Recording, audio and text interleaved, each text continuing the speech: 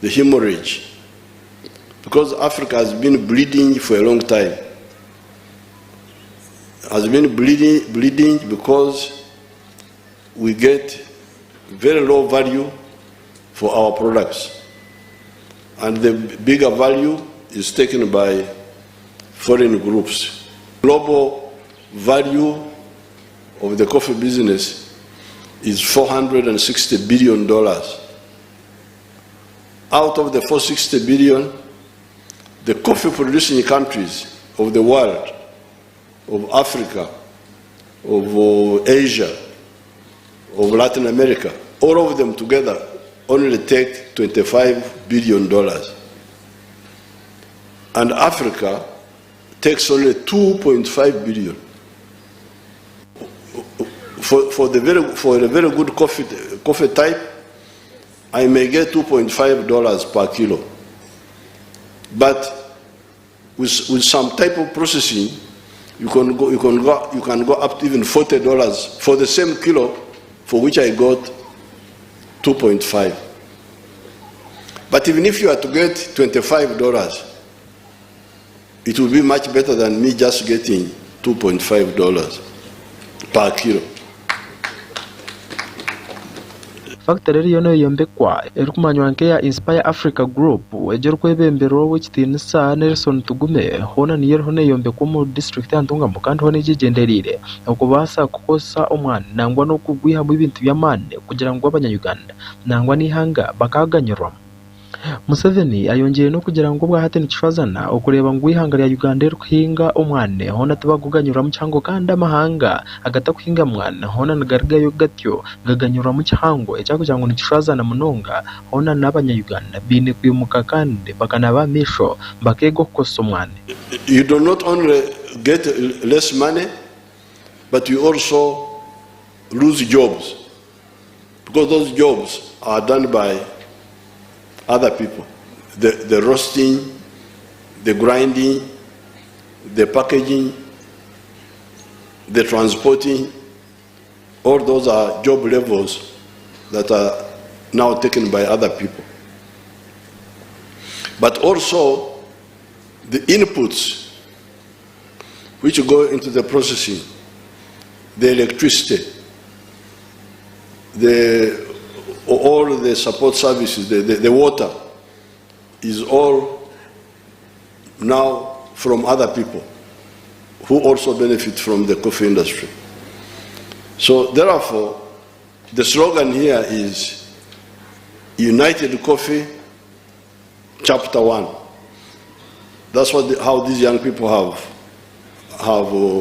termed the campaign. What they mean is that Africa will move together. We are starting here, but this message will spread. But we are going to go to other products within Uganda. We have dealt with the milk. We are now dealing with the coffee. We are going to deal with the bananas. We are going to deal with the minerals. We are going to do all sectors. That's why within Uganda, but also we think Uganda will act as an example to the rest of Africa, so that Africa wakes up. Nelson Tugume mukama wa company ji erione yombe kwa hona nagira ngo wata abantu bingi bargiye no kumbuza akatano muhamaro esenta hakuziha bite nagira ngo we tumushuma kandi tine sente zo muhiwo mushoreza kosa kube okureka nakosa sente ze yokurungi kandi abantu bana bakumbuza ebuzo bitakatagarine byo kumushishira izina hona bine kuberekeraho. You've been able to sustain and grow Uganda's economy with the peace and security that you have created. Your Excellency, you have said several times, I personally have been following you, that you want us to grow this economy to tenfold, to the leap economy, to a qualitative growth. I call it an explosive growth. Those of who don't understand me, I call it a disruption. Za asimweka jese ahawa Gntv omu district ya Ntungamo. Bishop Dr. Silas Taiwa kandi uriyo mureberezi wa King of Kings Ministries International kandi overseer w'icyange cya Ankole abanafbaka yaryo yabasa kuba nabwanaho n'abacayineri izuba hamwe na permanent secretary abo inshonga z'abakozi n'emirimo kandi gendera bagamba nanshonga kuri munonga ziraretse ihangari ya Uganda yatunguka no kutungaho emirimo y'abanya-Uganda kandi naharye kibagamba hanshonga z'umurego ogwa UNESCO ogurije kwano kubaho umwaka wa 2025 katabire Elia Nyakazoba Dr. Bishop Silas Taiwa hona nangwa yargayo no kubaganaho na permanent secretary awinshonga za leba nangwa na gendo mu ihangari ya Uganda na bamwe okurwa mu ihangari ya China mu kubasa kwajana no kureba orutera n'urumanyankoro wa UNESCO 2025 okurwa kubasa kutebekaniswa umuntu mu ihangari ya Uganda no kureba icyo cyona icyakubasa kurgamo no kutebekanisa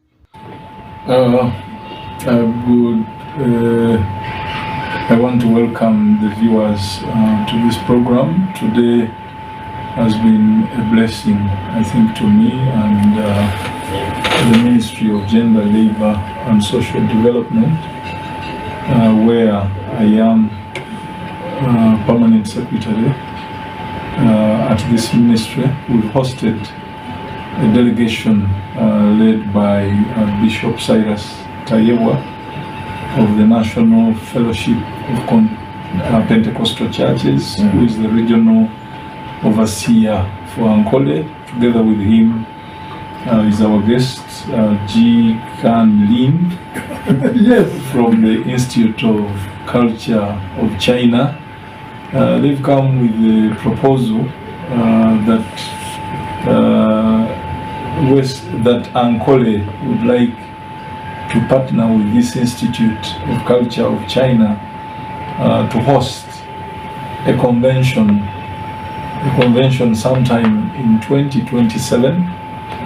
but whose preparations begin now and today, and they would like to partner with government and other players, key players, and as government we've given them the assurance that a convention on matters of culture is very welcome, as Uganda would be happy to host. Urustamoro honorable mu rurembo rwa Kampala kandi omulebe wa Gntv amishwe gumogati ya Gntv aboko butosha ntijagment kuretera ebi byonna ebirafe nangwa n'ebirargo mu rukikoro omu makoro gitu gatarga mwe nagamo za asima kagese ahabwa Gntv Agarikwotsya kanisa okuja kuzikiro cy'abajurize wahata baramaje barukwingana iganomwe okorwa mureberezi oba Ankole bo batantira urugendo rwabo kurebeka ngo baza na mgongo okwetebekanisiza ekireki bagumza mbasimaranga abo kubahereza amani kandi n'amagara maronji okutwara kuronja urugendo katubirebe abaramaje bakwika 11 okurgomo barisa nangwa no mubureberezi obwa Ankole hono ryanyakazo bargayo no kutandika urugendo rwabo okwasa kutambara kugenda koramaga ikiro cy'apashurize ningashi abapafirire dini abari kumunyonga ba matazi ibyarabembijagurizuwa ningashi cy'ubanshijagurizuwa ahari na mugongo umurimbo rwa Kampala buri mwaka abiro byo kwezi 3 ebyo kwezi kwa mukaga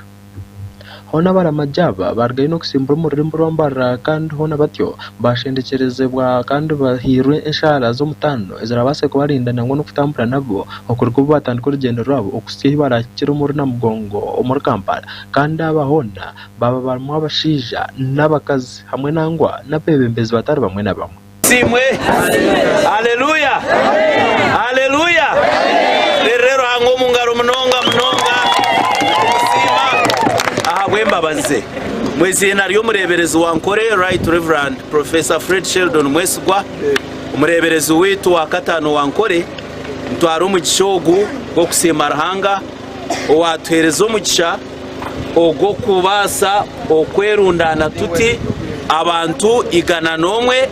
twinemu orukubakira aine emyaka nshanju na mushanju kandi orukwererukayo aine emyaka 10 yobuto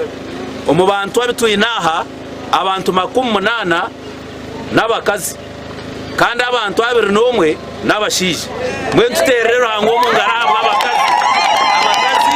mwe bare munonga konkambo enu twinema abasija bo kubaza enyuma no mu rubaju bakabahamya rero rugendo rwito rukagenda cye munonga ko kukira munonga twendana no kusima mu rugendo ru arumu owishemwe RDC wa Kagadi owishemwe Lilian Ruteraho ya joininga timu kano mu Kristayo witu ahabwo rugendo ru twenda kumusimira uruhanga munonga amukuganiraho n'abaramaji batari bamwe na bamwe okurugo mu Bulisa butari bumwe na bumwe ahansi y'ubureberezo bwa Ankore hone baragayo no ganiraho n'umunyamakuru witu kandi baragayo no kwereka inshonga zabo ahabwenje baraho batambara okubasa kuzana mugongo ahabwo kuba binje nibagera bine shonga habwaki baraho batambara zina ndicho mchaguresi ndogo mu Bulisa bwa Kashekure chacho Uganda kanisa anje no butuntu chacho Uganda Bulisa Kashekure esanje mesereza kuzana mugongo mukamango byo kutangaza kankore byo kutangaza kurga hansi imbera zanje zikaba zitari nunji konka nindeba nanyiho mu ishara nanto muriri amazina ni Medians Mpirwe ndogo mu Bulisa ubaka buhanze usabadiko no rwasinga konka nyacho kugeza kutambura emyaka je narubunako mukatandiko mu mwaka gwa 2015 abana banje bakanyi n'umwana wabira rwirira narebera abantu batambara nahiga kugenda na rukando umwana wanje yakira ubwo nayongera kusima hanga kongera kumushirira abo kwa kampure kinabirina Nelson Abasa nakoga mu kanisa ya St John Katereza cyacho mu Uganda kino na kidiko na mu parish oburebereze no bwa Ankore ikigenderwa cyo kuzana mugongo tamurundi rwo kubanza kandi rwa kabiri kure ko n'umurundi rwa kashatu kuzana mugongo nka savinga stande mirundi mingi konka kunashirira hanga yankwata mukono okushashoro kusheme kumushasho na agent ndiya kutamburira kundo banyine amagara agent bishwe William mugamo tukakoma mukarisa tukakoma Bulisa ningo busaba diko nibwa mwizi cyacho Uganda bashimisa kuza urakaji na migongo inde bintu byingi munonge binde mberire nze mukambi tambure ndene mbihongeyo ebyeshongoro bityo byaza higuru kandi basiburana uko kutandika urugendo rwabo nangwa n'urutambara rwabo beshendekerezibwe abanyadini batari bamwe na bamwe kandi nuko batyo okugenda nibahimbisa nangwa nibeshongorera rahanga omoyo warahanga koro mu rumogwe akore byo kutangaza hagati yanyu umurabe no musherura ruhanga bahereze ahabwo kuba omoyo warahanga hamwe nitwe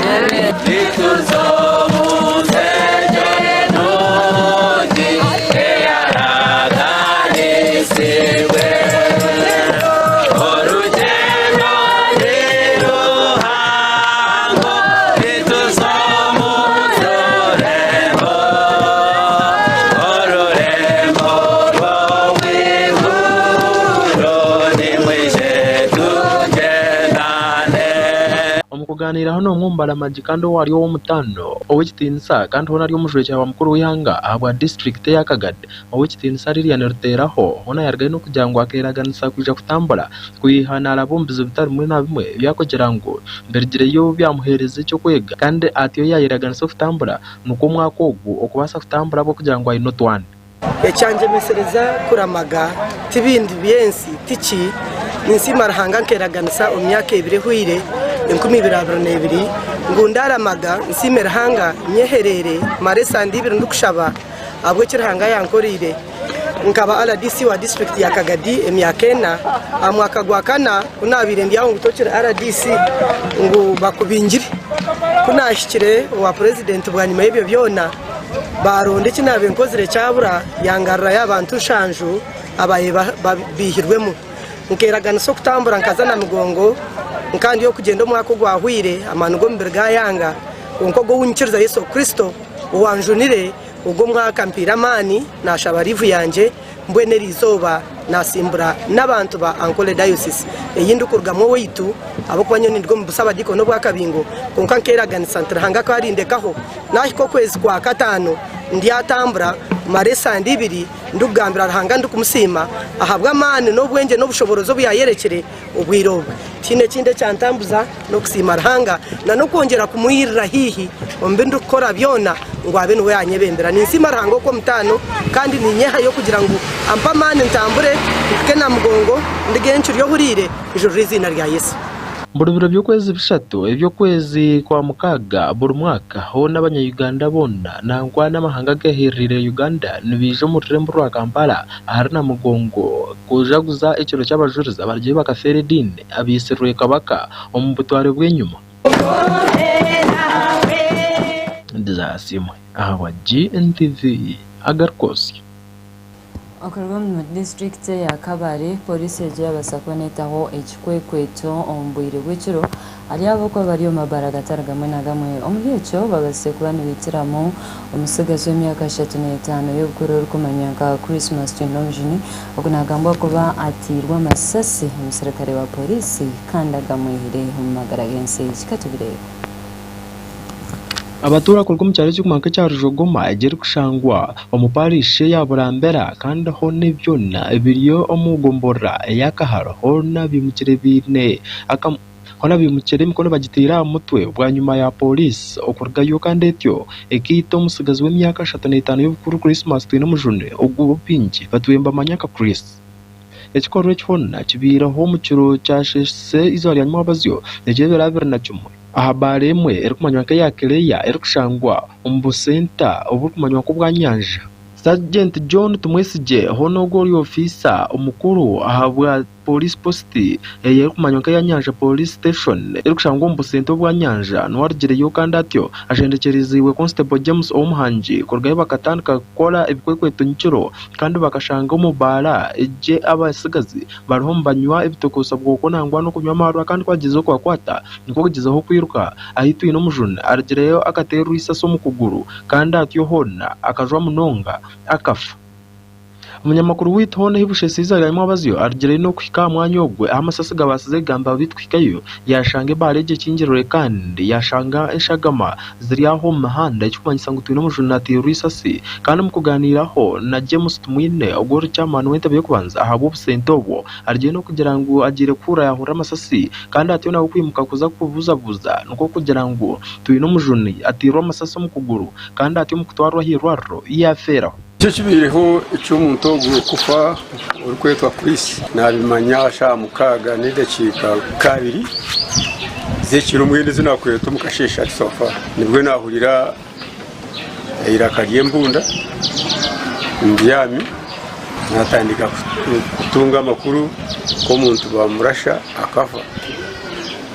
kandi kuyarasha abapolisi ba nyanja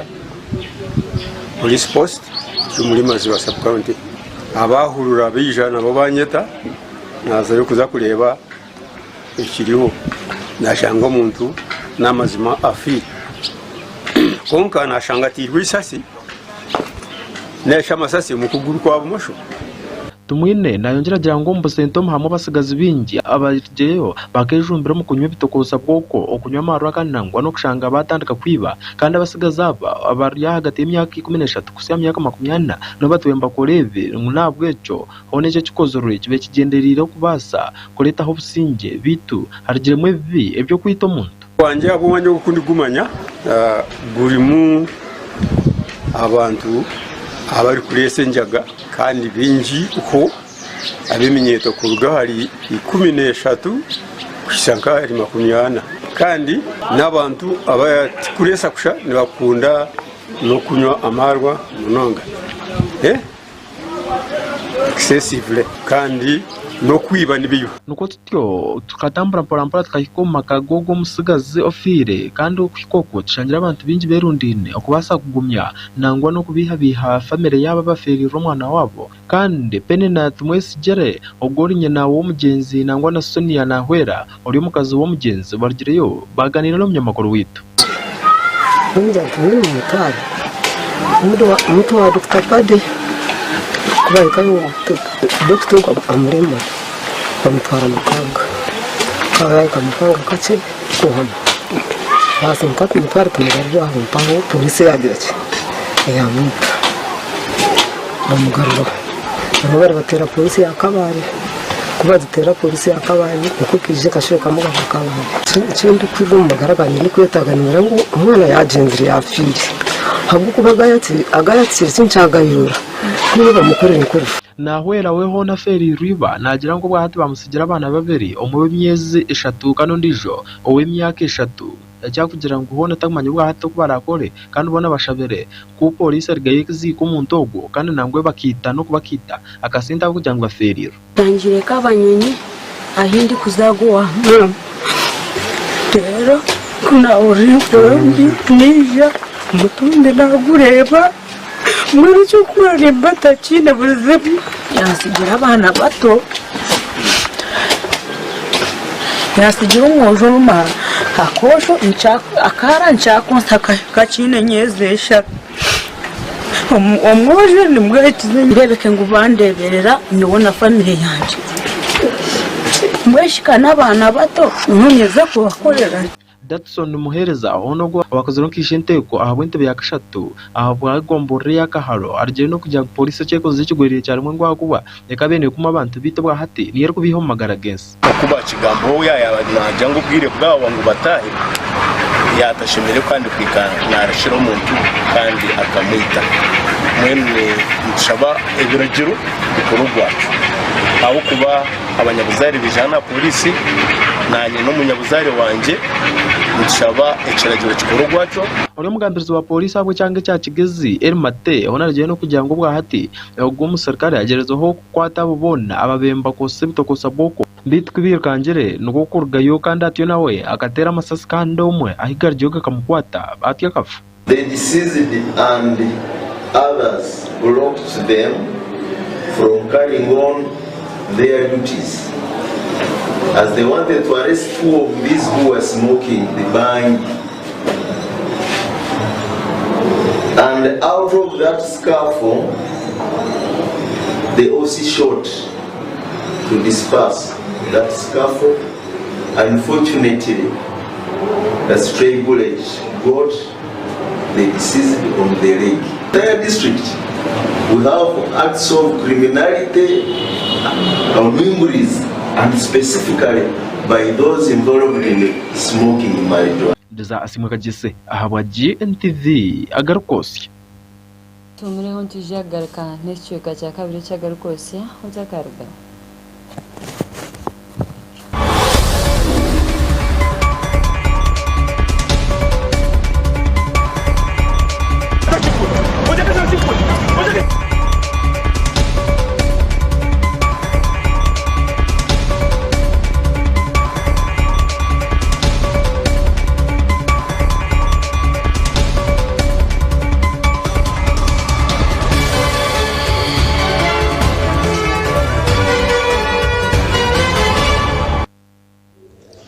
New Ways Health Limited abali kushangwa mbara enyuma ya Pelican Hotel ahachombeko cha Zakaria ground floor room number ya kashatu ebaretire mibazi eyo mulembe kandi ebakolire shane nyamulungi eya New Ways Health drink ekyokunywa cyo mutano tichiri marwa tichiri mu food color kandi kiri 100% natural chikozirwe cardamom seeds cloves raisins hibiscus inanasi hamwe na rosemary. New Ways erimu ebirisa ebirukombe ko mubiri nka zinc, fiber, potassium, calcium, magnesium, vitamin C, vitamin E, vitamin B12, iron na antioxidants kandi chamizibwe aba UNBS okumanya biri kukiraho batera hasi muzabo ezi 0 01 abirnina ningashi 0 abirnina.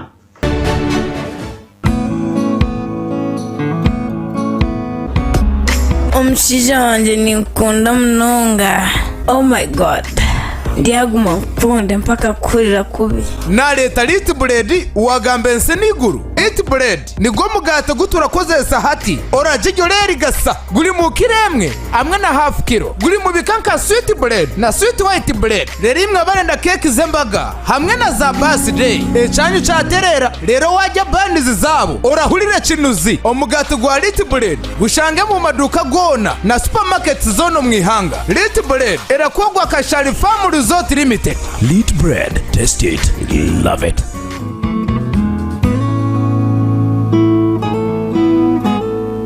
People of Mbarara, Chirhura, Ivanda, Isinjo, and the Western Region, and Romak Ministries and Charis Bible College brings you Charis Hybrid School in Mbarara. Oh yes, Charis Bible College, new branch in the heart of Mbarara City. To register, please call 0200 330 000 or visit our website at charisuganda.net. Come experience the unconditional love and grace of God through the word. See you there.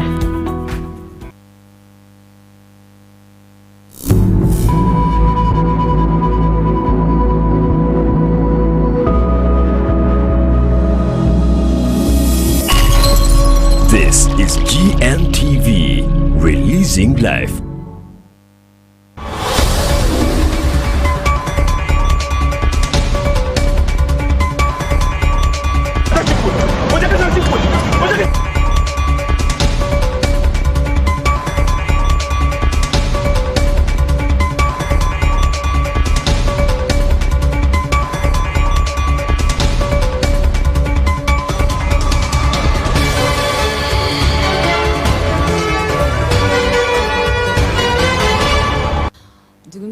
Agarikwotsya mu kiga kitu ekya kabiri obushenjero okutebekanisa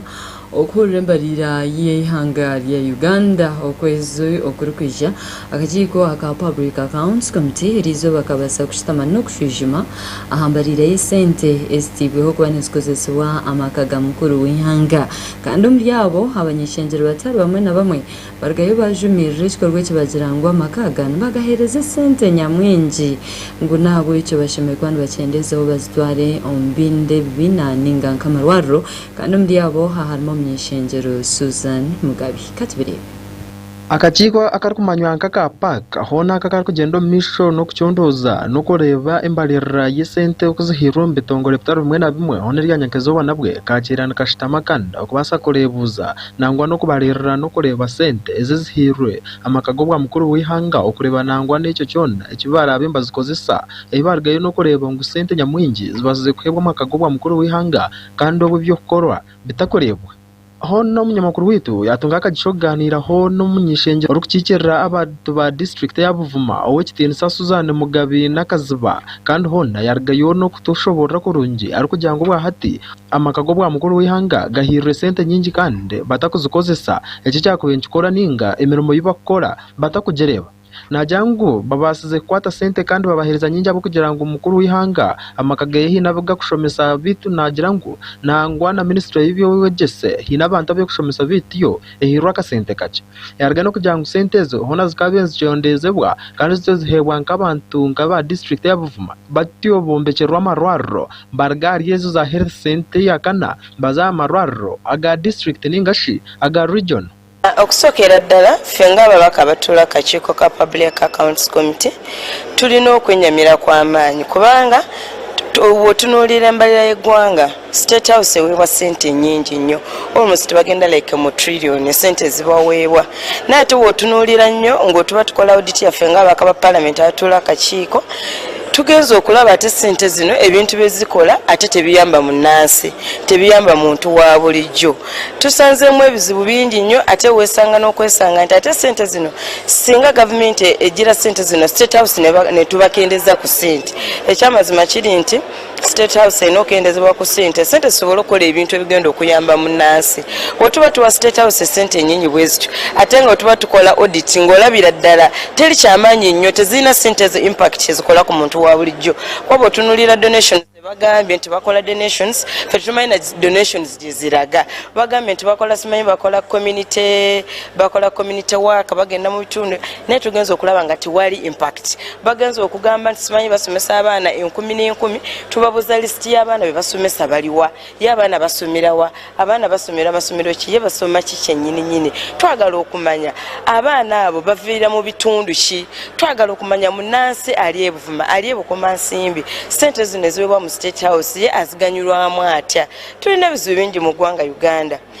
twagala esente zino zikendezebwe tulabike nti mu kiseera nga kino nga Uganda eri mu katubagiro abantu nga tebalina sente abantu baavu tulina ebitundu mu ggwanga ebitalina amasomero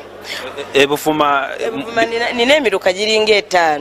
tegirina amasomero actually ne sub county number terinamu yadde primary school yadde neemu so singa sente ziba zikendezedde ne bagamba katugende tuzimbe buli bitundu ebiri mu ggwanga tulabike nti at least buli muluka gwina primary school buli gombola lina secondary school ate n'ekirala waliwo n'ebitundu nga kituufu birina amasomero naye nga nago gali mu mbeera mbi osanga nti ne government school somero ya government naye nga balina ekizimbe kimu kati newewuunya nti kati weli bali ya primary P1 ne paka P7 banasomera mu kizimbe kimu weli bali ya secondary senior 1 paka senior 6 banasomera mu kizimbe kimu twagala ssaawa zino nga tuli mu budget process okuprioritizinga ebintu ebiriki bannayuganda bayavuwala esente ezo twagala n'endala ezikendeze ku state house zigende malwaliro waliwo ebitundu ebimu nga tebina na health center nze wange nga mu Buvuma district nina amagombola agatalina malwaliro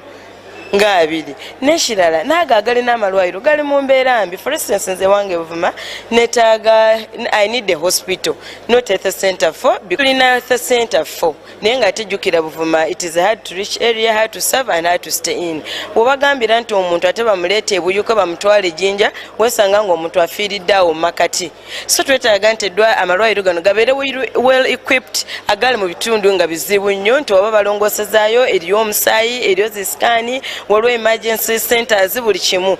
ate kyovola batugamba nti sente zino ziweebwa state house zikendezebwe tubawa sente nnyingi nnyo tetuli kulaba impact simanyi batambula wano simanyi badda wali balina abakozi n'omuwendo gw'abakozi tegumanyi omuwendo bagumanyi nate bennyini bamala ne beekuba ne bagamba abamu bafa abamu bawumula abamu tebategera gye bali naye nga tiba baleeta budget ku parliament nga state house abakozi bonna bonna babaliirako kati abakozi nga 20 abataliiyo kati kitegeeza nti ne sente zibaweebwa bazirya tulabye wano nga ku state house sente zibaweebwa sente z'amalya ga nsimbi si sente zigenda kuyamba munnansi owa bulijjo era ffe tukuba omulanga nti state house bakkirize tubajjeko sente ezimu zisobole okukola ebintu ebiri impactful mu community bannansi beyagale kuba ministry of education erina abantu beyamba mu kusomesa ate tubawa sente ate ne state house egamba kyekimu obwa hati paaka nekigenda omu miisho n'okucondooza aha sente zitari zimwe na zimwe ezihiibwa ebitongole bitari bimwe na bimwe bya gavumenti obw'embalirira y'ihanga etakabasize kushomwa kandi erikubura ekiro kakye okuba neeshomwa ndiza asimwe aha bwa GNTV Agarikwotsya twaja omuri district y'Ibanda omuri isoro kumanywa nka Joseph Birungi wa Ebenezer Worship Center erikushanga omuri Nyabwishyo muri Ibanda yarga yabasa kuba nashabira abejibona ariyo nibetebekanisa kugaruka mu mashomero esabite erikwija yabashaba okutina ruhanga kandi no kumwegekera byono mu mishomo yabo ngo ngo barije kuba nibasengura katubire obwabana nangwa nabeji berekerire garuka y'ishomero na kumurika amashomero gabo gatari gamwe na gamwe obo bagenderire aha bw'enshuro ya kabiri ey'umwaka gw'ebyobwegese gw'e2024 hona obwa hatiya abazire bingi nibatwara beja abo mu makanisa okugira ngo bundi bakabasa kubashabira emigisha nangwa babuhongayo ahari Yesu otokamanya bagaruka amashomero bakabasa kora kurungi nangwa n'ebizo byona ibakutunga amashomero oshanga ubundi byaza kubahikaho bishanga betegwire kandi betebekanise bari mu Kristo Pastor Joseph Birungi honogoro mukuru w'ekanisa y'Imana ya Ebenezer Worship Center irikushangwa muri Nyabushyike omuri Ibanda hono bwa hati yeri Nyakazoba yargayo no kutekaho ekiterane cyo kubasa kushomesa nangwa no kushabira abana bona nabeji n'eminyeto obubagenderiro garuka amashomero etamwe rukwisha ekiterane eki hona cyagenderero kubasa kushabira abana bona abarombe ndagaruka amashomero nangwa n'abana bandi abari mu byaroko kugira ngo bundi arahanga kabasa kuba kuma kandi abarinda abanabo ubutosha Ogo ni Bishop Joseph Birungi owe Ebenezer Worship Center omuri Nyabushyike muri Ibanda Sokisima rahanga munonga habwenteka tekeji mukamarahanga kamperezo okorekwa ko kushabira abana baitu twemerera ha kigambo cya rahanga Serumana ini kigambo cy'ubwenge kiyagambire umuburuze ishura ya mukaga ofutana karonyirwa kubanza kuzaharwa gashatu umuntu okutunga itungo ukagira ibintu ukazara abana bingi ukamuherwa byona ukabura kizika abazira bariyo kukutuwa ku bantu betegereze cyo kugenda mu mayisho kugenda mu mayisho mu nsomo abana basisikaye abantu bariyo mu marwa abantu bariyo mu mabara abamo bagira mu makama kagarema ebyo n'ibintu bikusasa abazire bone bizobo mu Ebenezer Worship Center aha paha kitebe kikuru muri Ibanda muri Nyabushyike twayehayo ahabo kushaba no kusiba kushabira abana baitu enkuyanja y'abantu bonda mu areba n'abana babo bariyo mu kushaba no mu kusiba okuraba mu izoba mpaka rwaka no mukasheshe kusherura mukama kuronda mukama habwa amagaraga abana bitu kandi no kwegesa messages zindi kushomesa zibyaha neza bahereza barahanga abandi eze bari bashomesa ni message nkuru munonga eze kubasa kutuyamba kuri hamwe nshonga yekintu cyo twakubasa kushabara ukutekomesha mukama ngwene cyukuru munonga abaziri abantu bajyo mu kanisa netureba ki ngwene kiyamba cyo muntu kushango ryo murokore nguko kashangoza abana bakusisikira abana basisikira nabwo nshongeje bishemu ni cyukuru munonga okubasa kumanya tukaringuruza misho gitu gakareba hariho muzire no mura yenzire kuzarira bushaka ukagenda kubagambira icyo bari kwetemiza muyebike sisira abana emizimu yibuke sisira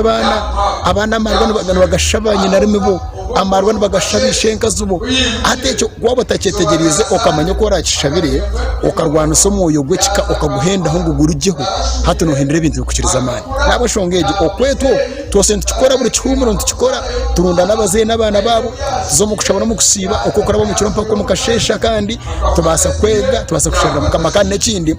twatebekana so kuhonga y'abana dedication abana ko bateko mikono ya mukama nacyo twenda kukikorera izo abana kubahunga mikono ya mukama Samuel numanya ngo Samuel akaba mugabe Samuel yaba prophet Samuel yaba umushuganisa w'abantu yaba muramuzi ebe bintu numanya habwe nci Samuel yabikozere akabikora wabarasho mu kitabo cya Samuel shuremwe noza kureba Ana nyina wa Samuel akakora statement ngo akamutwara mu kanisa yamujyata mukama to mwana ogu namureta kumukongera abo wawe ebiro by'amagaraje byo n'ibyarumara umunsi nabwe shongejo okwata abana tukabahongera mukama okumare ebiro by'amagaraga abo kubimara umunsi n'iki cyukuru za asimwe ahwa Gntv omuribanda Desire simwe agongo tabatwenero mu abaziyogo kandi bari kutagitaho Agarikwotsya ndi Evas Akankwasa mugamo mulungi abankunda